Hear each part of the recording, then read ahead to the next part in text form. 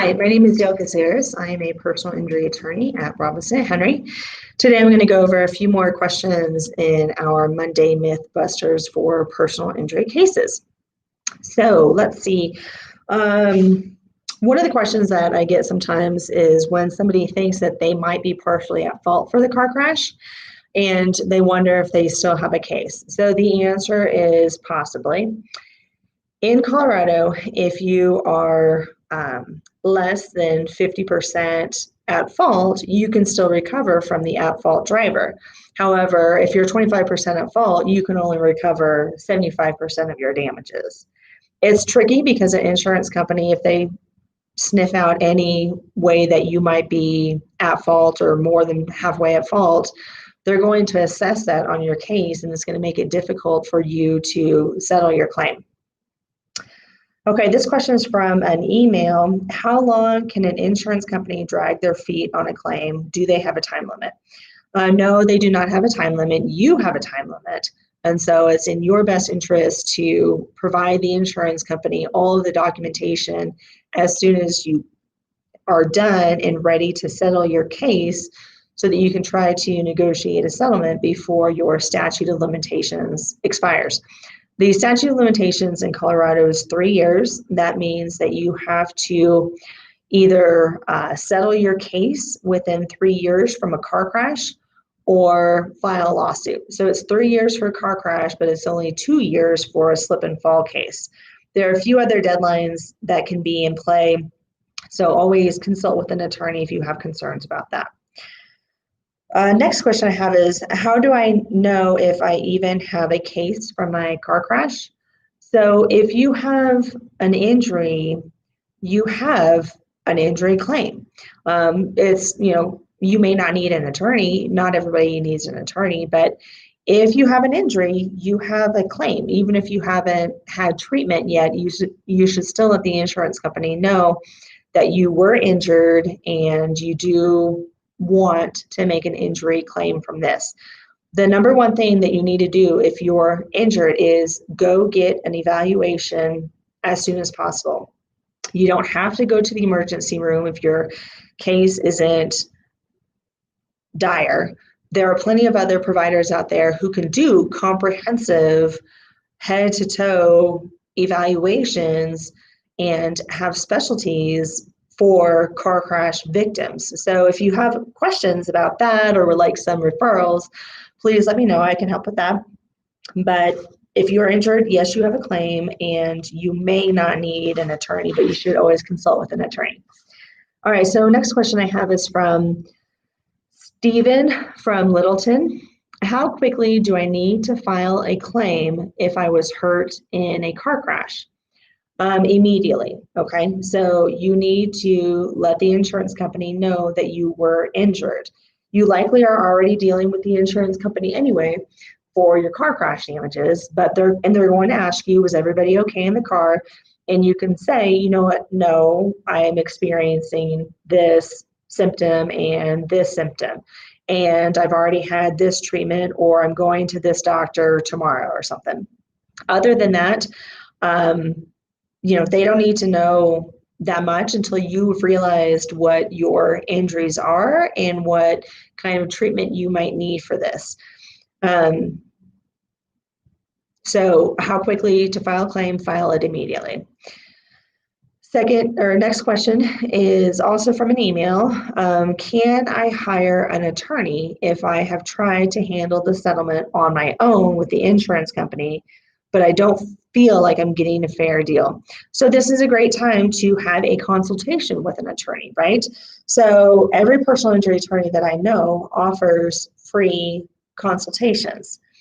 I am always happy to get the details of your car crash, get the details of your injuries, get the details of your treatment, and think about what I would think would be a fair settlement.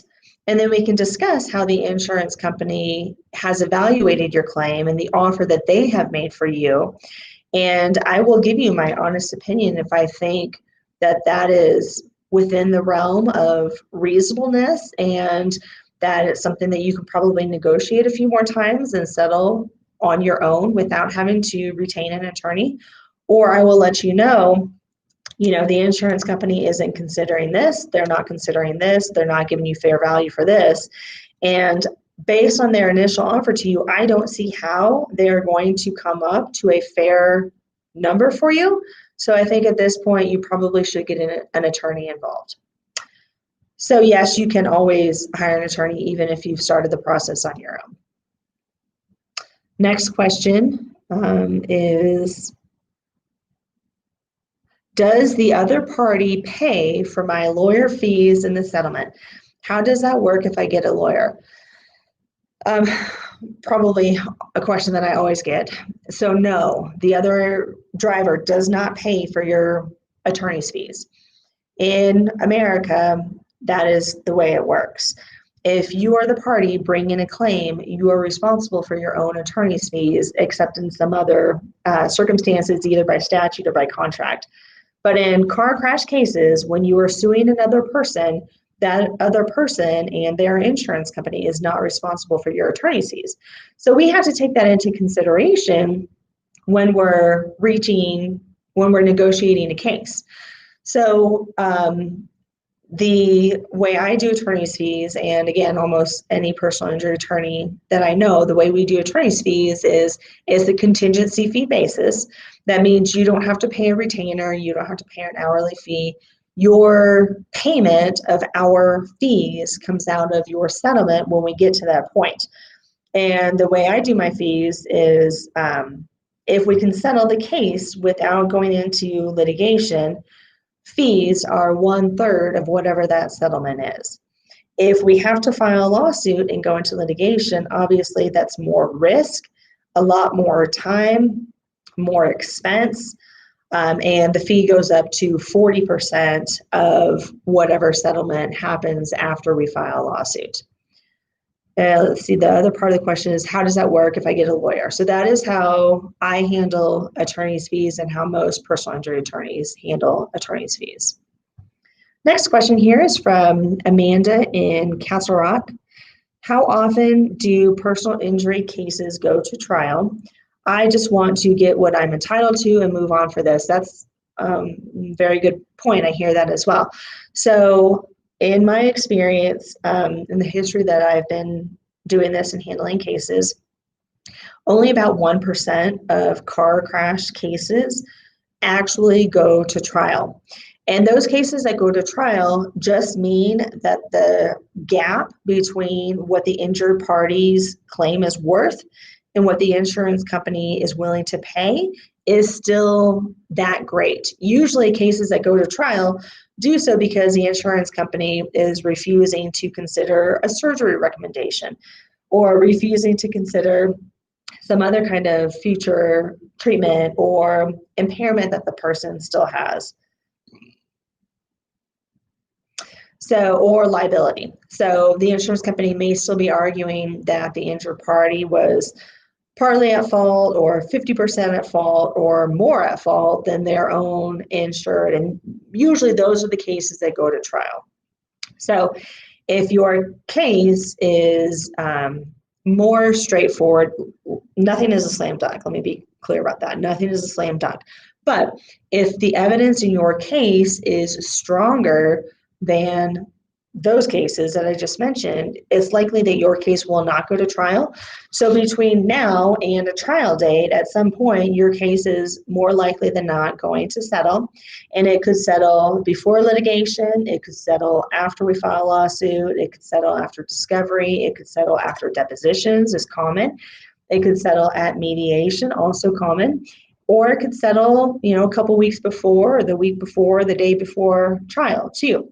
Now, if you want to get what you're entitled to and move on from this, you have to realize that continuing to press through litigation and going to trial, those are risks and additional time and additional costs. And so we will discuss at every one of those points throughout the process if it makes sense to try to settle your case or if it makes sense to continue to invest more time and effort if we need additional evidence that we think is going to get you that much better of a settlement. So the question again is, I just want to get what I'm entitled to. The case is yours. It's your settlement. It's your injury case. It's your settlement. So at any point, if we get to a point where I can tell you, look, after attorney's fees, costs, expenses, medical bills, this is what you're going to walk away with. It is your choice to either accept that amount or not accept that amount and continue to invest more time and effort to hopefully get more of a settlement. Continuing to push does not mean that the money is going to continue to increase. Insurance companies can and often do remove offers, reduce offers as evidence comes out. You may think that your case is great and your doctor may have told you that your injury is completely related to the car crash, but when that doctor is pressed in a deposition, or when I'm just trying to talk to him or her and they're not interested, then the strength of your evidence goes down. So even though your doctor told you this, if they are not willing to stand up for that opinion, that opinion doesn't really exist. So what you may think was a stronger case could actually get worse as we go into litigation. And again, these are conversations that you and your attorney will have throughout the entire process. And it's strategy, right? You have to weigh pros and cons, strengths and weaknesses, and decide when you are done and willing to accept the offer that is on the table. So next question is from Anonymous. It says, I sustained a mild concussion when someone else crashed into me. I have some medical bills coming in. I just used my own health insurance. Can I get reimbursed for these bills? ? Advice ? Okay, so you have an injury claim. And you need to make sure that the insurance company for the driver who caused the car crash is aware of your injury claim and that they have assigned you an injury adjuster to work with you throughout the claim. Now, there's so many things to consider when it comes to medical bills and health insurance, etc. If you have medical payments coverage on your own policy for your own car, you need to make a claim for that coverage. If you're not at fault in car crash, it's a not at fault accident on your policy and you're not going to get dinged for using the coverage that you paid for. If you have that coverage, you have at least $5,000. And that is money that your insurance company can pay you directly now after each submission of a bill. So if you get a bill for $100, send it to your insurance company, medical payments department, have them process it, and they'll send you a check. Now, it's not always that easy. It's not dollar for dollar.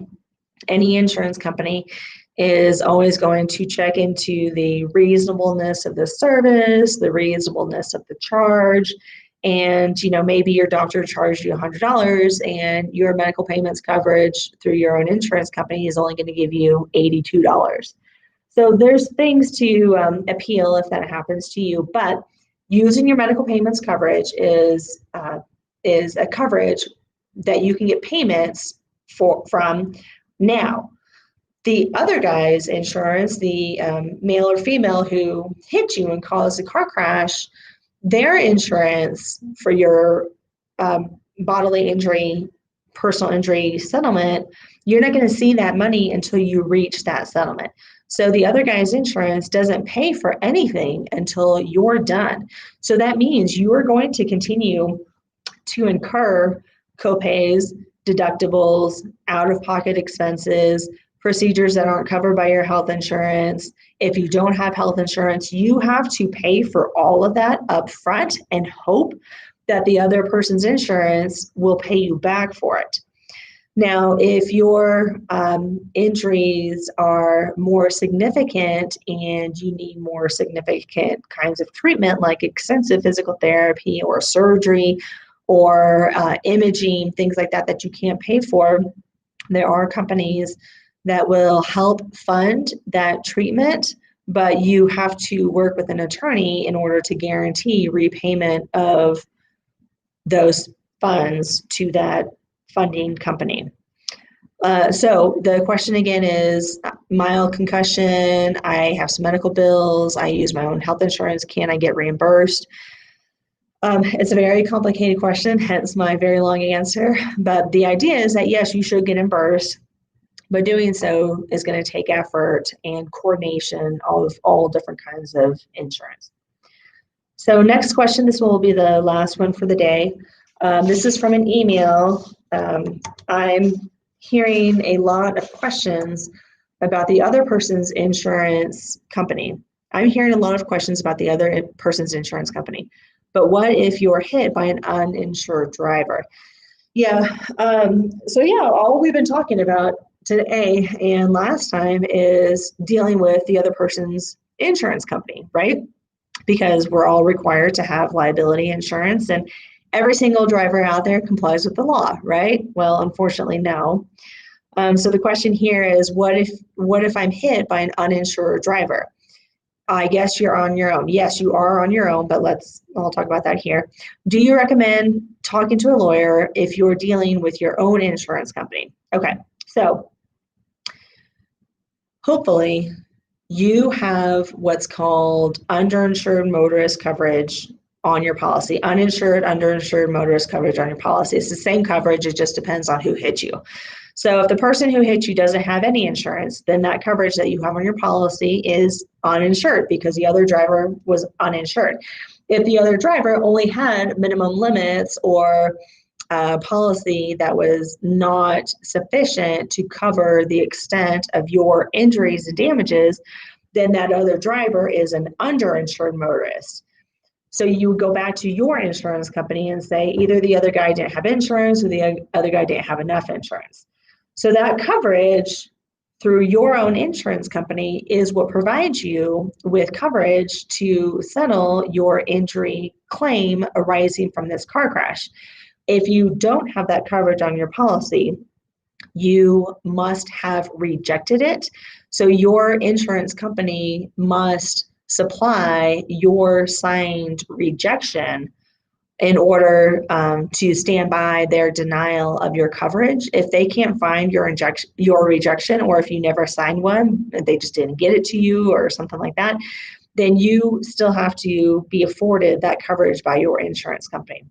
Also, a few other things, you may be able to get additional coverage if you're driving somebody else's car or if you live with somebody or a few other circumstances. So if you don't think you have that coverage, double check with an attorney to make sure that you guys have exhausted all potential avenues of recovery.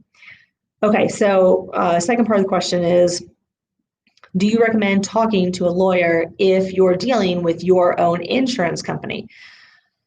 So it's kind of the same way if you're dealing with the other driver's insurance. If your injuries are not severe and you are having a good relationship with your adjuster and the adjuster is treating you fairly and addressing your questions and concerns, and it is possible that an insurance company can help you resolve this claim and you will not need to hire an attorney. So if you get to the point where you're negotiating your case and the adjuster offers you something that you accept, then that you think is fair, again, it's personal to you. So if you think it's fair, settle your case and that's it. Now, if your case gets complicated, you have a lot of different medical providers, you also have insurance, health insurance, maybe you're using somebody else's car insurance as well, and how does that work with this? And maybe you have Medicaid, maybe you have Medicare. Like I've said before, it can get really complicated really quickly. So if you ever feel slightly overwhelmed, you should pick up a phone and call an attorney. Like I've said before, every personal injury attorney that I know does free consultations. Of course I do. And I really am happy to explain the process or maybe answer some of the questions that you might have at the beginning. And then I can tell you, you know what, I think you're going to be just fine. You know, I'll set you on your way. Or I think that this could get complicated. Maybe we should follow up in a couple weeks. Or I think you're at the point where you should retain an attorney. So that's it for today. Very good questions. These are all questions that I face often, again and again. So thank you for submitting your questions. Let's do this again next Monday. So next Monday will be after 4th of July weekend. So please be safe out there. Don't drink and drive. Stay away from other cars, and just take care of yourself. Again, my name is Dale Caceres, and I'm a personal injury attorney at Robinson Henry. Thank you for joining me today.